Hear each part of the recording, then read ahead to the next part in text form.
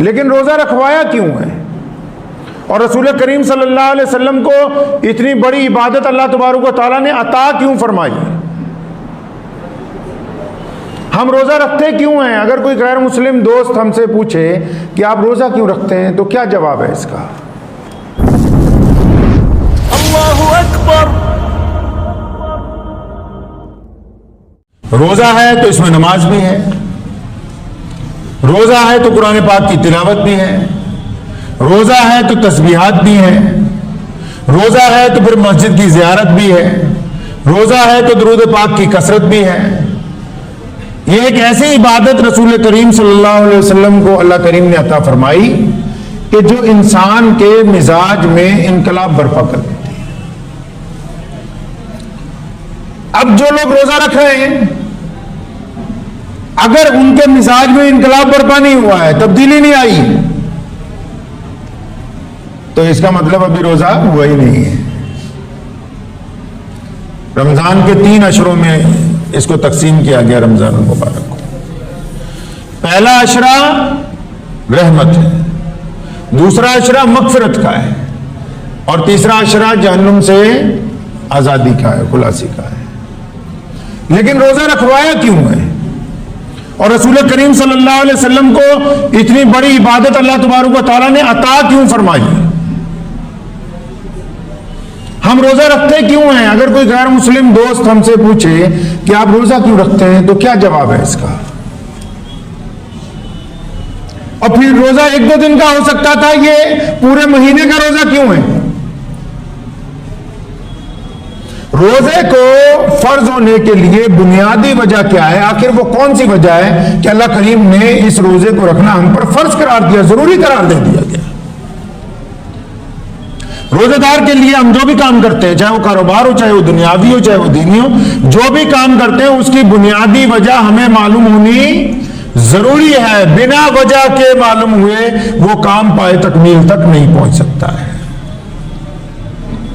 سن 2 ہجری میں 29 شعبان کو 622 عیسوی بنتی ہے، ستمبر کا مہینہ ہے، اور رسول کریم صلی اللہ علیہ وسلم کے لیے اللہ تبارک و تعالیٰ کا حکم آتا ہے کہ ہم نے روزے فرض کر دیے گئے۔ کیوں فرض کر دیے گئے؟ فرمایا تاکہ یہ جو روزے دار ہیں، یہ جو ایمان والے ہیں، یہ متقی بن جائیں، پرہیزگار بن جائیں، اچھے بندے بن جائیں، ان کی روح بہت پیاری ہو جائے، ان کے چہروں کی طرح ان کے دل منور ہو جائیں۔ فرمایا اس لیے روزے فرض کیے ہیں تاکہ ان کے اندر تقوی آ جائے، اور پھر یا اللہ 30 دن کیا کر دیے؟ فرمایا تاکہ ان کو نیکی کرنے کی عادت پڑ جائے۔ سونے رسول نے فرمایا نا کہ روزہ ڈھال ہے، فرمایا روزہ ڈھال ہے، تلوار کے ساتھ ڈھال ہوتی ہے نا جی، فرمایا روزہ ڈھال ہے مومن کے لیے۔ اور کب تک ڈھال ہے یہ؟ فرمایا جب تک یہ اس کو پھاڑ نہیں دیتا، جب تک مومن ڈھال کو پھاڑ نہیں دیتا تب تک یہ روزے دار کے لیے اچھی ہے۔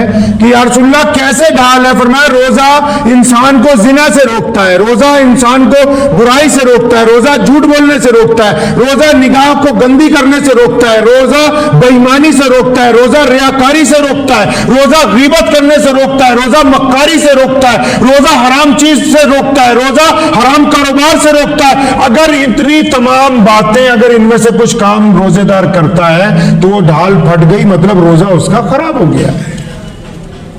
خود فرمایا نا رسول اللہ نے کہ آپ کے بھوکے رہنے سے اللہ کو کچھ فائدہ نہیں، آپ اگر بھوکے ہیں اللہ کو کچھ فائدہ نہیں ہے اس سے، آپ پیاسے ہیں تو اللہ کو کچھ فائدہ نہیں۔ یہ تو اللہ تعالیٰ نے دکھایا ہے تمام دنیا کو بھی، فرشتوں کی بھی۔ دیکھو وہ بندہ جو تمام کام جو جائز ہے کر سکتا ہے، اور جب میں نے اس کو روک دیا کہ جائز بھی نہیں کرنے اور ناجائز بھی نہیں کرنے، تو اپنے حلق سے نیچے پانی کا قطرہ نہیں اترنے دیتا۔ تو یہ روزے دار کی وہ صفت ہے جس پہ اللہ تعالیٰ مسکراتے ہیں۔ کل ایک صاحب نے رات عشاء کے بعد مجھے بڑا خوبصورت سا سوال پوچھا، خوبصورت بھی تھا افسوسناک بھی تھا۔ کہنے لگا دکان پہ ہوتا ہوں تو کئی بار روزہ رکھ کے بھی جھوٹ بولنا پڑتا ہے، تو روزہ ہو جائے گا؟ آج کل ٹرینڈ ہو گیا نا, لوگ سوچتے ہیں مولوی سے کچھ رعایت مل جائے. بہت سارے مولوی بھی ڈرتے ہیں کہ سرمایہ داروں کے خلاف بولیں گے تو پتہ نہیں شاید چندہ دینا بند کر دیں گے. روزہ تو ہے ہی جھوٹ کو روکنے کے لیے, روزہ بنایا ہی انسان کے اندر سے بیماری کو نکالنے کے لیے. اب آپ ڈاکٹر کو بولیں کہ جناب مجھے شوگر ہے, دوائی تو آپ کی کھاتا رہوں گا, صبح شام گلاب جامن کھا لوں ساتھ میں. ایسا پوچھا جا سکتا ہے کسی ڈاکٹر سے کہ کسی بندے کو کوئی چیز منع کی گئی ہو کھانے پینے کی اور اس کے بعد بھی وہ کہے نہیں جی دوائی بھی کھاؤں گا اور بد پرہیزی بھی کروں گا, تو کیا وہ کامیاب ہو سکتا ہے وہ بندہ؟ تو وہ روزے دار کیسے کامیاب ہو سکتے ہیں جو روزہ بھی رکھیں, جھوٹ بھی بولیں, روزہ بھی رکھیں, ماں باپ سے بدتمیزی بھی کریں, روزہ بھی رکھیں, بیوی کے ساتھ بھی نہ بنتی ہو, روزہ بھی رکھیں, دوستوں کے بے ایمان ہو, روزہ رکھیں, پڑوسی سے سلام دعا نہ ہو. ان کو کہہ کون رہا ہے کہ تم روزہ رکھو بھائی؟ روزہ تو کہتے ہیں رک جانے کو, ہر اس چیز سے رک جانا جو اللہ نے منع کی ہو. کوئی بندہ پسند کرتا ہے کہ اس کی بیٹی گھر میں بیٹھی ہو, کوئی اس کا جاننے والا آیا ہو, وہ دل ہی دل میں زنا کا ارادہ کرے, کوئی پسند کرتا ہے اس بات کو؟ جب وہ اپنی بیٹی کے لیے, اپنی بیوی کے لیے, بہن کے لیے پسند نہیں کرتا تو پھر وہ دوسرے کے لیے کیسے پسند کر سکتا ہے؟ کوئی دکاندار یہ پسند کرتا ہے کہ اس کا نوکر اس کے ساتھ بے ایمانی کرے؟ نہیں پسند کرتا. تو پھر وہ کیسے یہ پسند کرتا ہے کہ دوسرے کے نوکر کو بے ایمانی کے لیے سمجھایا جائے کہ اپنے مالک سے بے ایمانی کرو؟ کیا کوئی بندہ پسند کرتا ہے کہ اس کی بیوی اس کے ساتھ بے وفائی کرے؟ جب وہ اس بات کو نہیں پسند کرتا پھر وہ یہ کیوں چاہتا ہے کہ کسی اور کی اہلیہ جو ہے وہ اس کے ساتھ بے ایمان ہو جائے؟ اسلام نے عبادات کو انسان کے مزاج سے جوڑا, اس بات کو اطمینان سے سمجھ لے ہر بندہ. اسلام دولت کا مذہب نہیں ہے. آج پوری دنیا میں سب سے بڑا مذہب اسلام ہے. پوری دنیا کا کوئی ایسا رنگ اور نسل کا بندہ بتاؤ جس میں کلمہ لا الہ الا اللہ محمد رسول اللہ پڑھنے والے نہ ہو. تو یہ کیسے ممکن ہو گیا بھائی؟ یہ صرف چندے سے ممکن ہو گیا, صرف لڑائیوں سے ممکن ہو گیا, پاور سے ممکن ہو گیا؟ یہ ایسے ممکن نہیں ہوا. رسول اللہ صلی اللہ علیہ وسلم نے انسانوں کی تعمیر کی. کس کی تعمیر کی جی؟ انسانوں کی تعمیر کی ہے. روزہ ایک انقلابی عبادت ہے. ادھر روزہ رکھا مزاج میں انقلاب برپا ہو جاتا ہے کہ آج میں نے سارا دن بھوکا رہنا ہے, آج میں کسی سے ناراض نہیں ہو سکتا ہوں, آج میں کسی سے ٹھگی نہیں مار سکتا ہوں, آج میں کسی سے زیادتی نہیں کر سکتا ہوں, آج مجھے ہر ایک بندے سے نرمی سے پیش آنا ہے. روزہ رکھنے کے بعد آنکھیں جھک جاتی ہیں, روزہ رکھنے کے بعد زبان میں مٹھاس پیدا ہو جاتی ہے. اسی کا نام تو روزہ ہے. روزہ دار جب مسجد میں آتا ہے اور اس کا گناہ ایسے جھڑ رہے ہوتے ہیں جیسے سوکھے پتوں کو آگ لگا دی گئی ہو, اور اللہ تعالیٰ اس عبادت پہ اپنے بندے پہ فخر کرتے ہیں. عبادتوں میں اگر کوئی عبادت ہے جس میں اللہ بندے پر فخر کرتے ہو, جس پر یہ کہتے ہو کہ دیکھو میرے اس بندے کو کہ یہ صبح سے شام تک رکا ہوا ہے, تمام برائیوں سے, بھوک سے, پیاس سے, اپنی بیوی سے رکا ہوا ہے, تو اللہ تعالیٰ فخر کرتے ہیں اس بندے کے اوپر. تمام عبادتوں میں روزہ ایک ایسی عبادت ہے صرف. اور سونے رسول حضرت محمد رسول اللہ صلی اللہ علیہ وسلم نے ہمیں سکھایا ہے کہ روزہ ہمیں پورے سال کے لیے تیار کرتا ہے. ہم رنگ روگن کرتے ہیں نا, پورے سال گھر چمکتا رہتا ہے. کوئی کام کرتے ہیں سال میں, کوئی گاڑی کو ورک شاپ میں بھیجتے ہیں کہ دوبارہ تیار ہو جائے, تو یہ مہینہ ہماری ورک شاپ کا مہینہ ہے. بچوں کو کیمپنگ کے اوپر بھیجتے ہیں کہ کوئی سیکھ کے آئیں گے, یہ ہماری کیمپنگ کا مہینہ ہے. افسران کو ٹریننگ پر بھیجتے ہیں کہ ان کو پتہ لگے لوگوں سے معاملہ کیسے کرنا ہے, ہماری ٹریننگ کا مہینہ ہے. اس مہینے میں نہیں سیکھیں گے تو پھر کب سیکھیں گے بھائی؟ اس مہینے میں اکرام مسلم نہیں آئے گا تو کب آئے گا؟ ایک بات نوٹ کر لو, پلے سے باندھ لو اطمینان سے.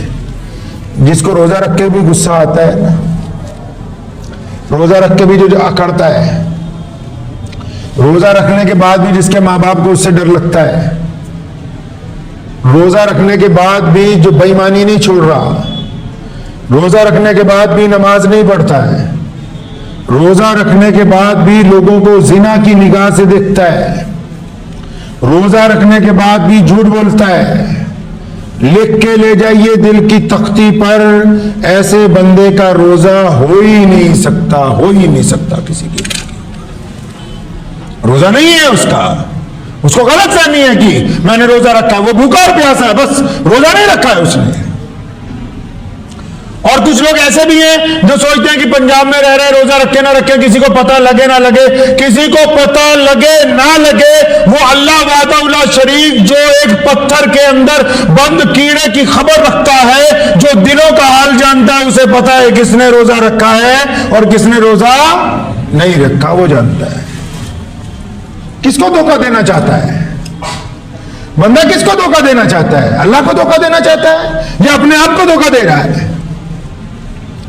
جو لوگ ریاکاریاں، بدگمانیاں اور بےایمانیاں کر رہے ہیں، وہ کس کو دھوکہ دے رہے ہیں؟ وہ رشتہ داروں کو دھوکہ نہیں دے رہے، وہ کاروبار میں سامنے والے کو دھوکہ نہیں دے رہے، وہ اللہ تبارک و تعالیٰ کو دھوکہ نہیں دے رہے، وہ اپنے آپ کو دھوکہ دے رہے، خود دھوکے میں ہیں، کیونکہ یہ دھوکہ ایک دن ان کی طرف لوٹ کر آنے والا ہے، یہ کہیں نہیں جائے گا ان کو چھوڑ کے، یہ جائے گا نہیں کہیں چھوڑ کے۔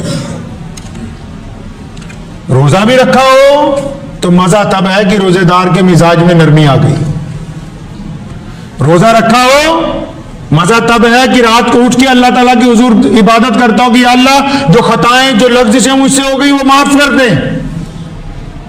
روزہ رکھا ہو تو جن سے ناراضگیاں ہو کم از کم ان کو فون کر کے بولے کہ رمضان کا مہینہ ہے، میرا دل آپ کے لیے صاف ہے، آپ بھی اللہ کے لیے مجھے معاف کر دیں۔ روزہ رکھا ہو تو ٹوٹے ہوئے رشتوں کو جوڑ دے، روزہ رکھا ہو تو پڑوسی کے ساتھ گلے مل لے، روزہ رکھا ہوا ہو تو غریب جو آ جائے دروازے تک اس کو خالی نہ لوٹائے، روزہ رکھا ہوا ہو تو اذان کے بعد کاروبار چھوڑ کر اللہ تعالیٰ کے حضور دوڑتا ہوا پہنچ جائے۔ تو روزے کا لطف تو تبھی ہے کہ جب روزے کے تمام تقاضوں کو انسان پورا کرے گا، اگر تقاضے پورا نہیں کرے گا تو رمضان کے روزے رکھنے کا کوئی فائدہ نہیں ہے۔ بہت سارے لوگ تراویح نہیں پڑھتے ہیں، جمعے میں دیکھیے ہزاروں لوگ، اور تراویح پڑھنی ہو تو، اور بہت سارے لوگ چاہتے ہیں 6 دن میں ہو جائے، کچھ چاہتے ہیں 3 دن میں معاملہ نپٹ جائے۔ تو آپ کس کو دھوکہ دینا چاہتے ہیں؟ میں پوچھتا ہوں کئی لوگوں کو، بھائی کس کو گمراہ کرنا چاہتے ہو، کس کو بیوقوف بنانا چاہتے ہو کہ بھائی ہمارا کام 2-4 دن کے اندر چل جائے؟ زندگی تمام عمر کی چاہیے، عزت تمام عمر کے لیے چاہیے، صحت تمام عمر کے لیے چاہیے، اور قرآن صرف 6 دن سننے کے لیے کوئی حافظ چاہیے؟ بندہ اللہ تعالیٰ سے وفاداری کا اظہار کرتا ہے جب روزہ رکھتا ہے، وہ روزہ رکھتے ہوئے نیت کرتا ہے صبح کو کہ میں نے روزہ رکھا کس کے لیے؟ اس اللہ کے لیے روزہ رکھا۔ کس کے لیے؟ اللہ کے لیے روزہ رکھا۔ نفع اور نقصان کا مالک اللہ ہے، وحدہ لا شریک اللہ ہے، اور اس بات کا عہد کرتا کہ اللہ میں آپ کے لیے روزہ رکھ رہا ہوں، کچھ ہو جائے میں روزہ توڑوں گا نہیں۔ اور اس کے بعد اگر پھر بندہ روزے کے تقاضے پورا نہ کرے تو پھر وعدہ کہاں چلا گیا؟ پھر